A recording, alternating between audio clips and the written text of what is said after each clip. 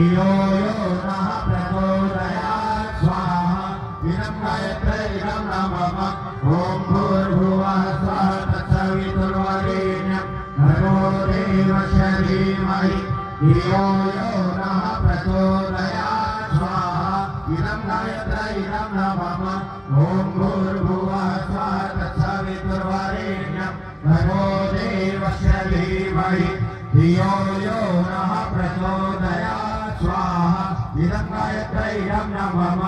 ॐ भूर्भुवः स्वः तत्सवितुर्वरेण्यं भर्गो देवस्य धीमहि धियो यो नः प्रचोदयात् स्वाहा इदं गायत्री इदं नमः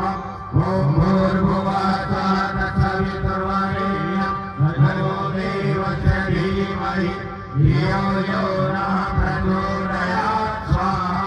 इदं गायत्री इदं नमः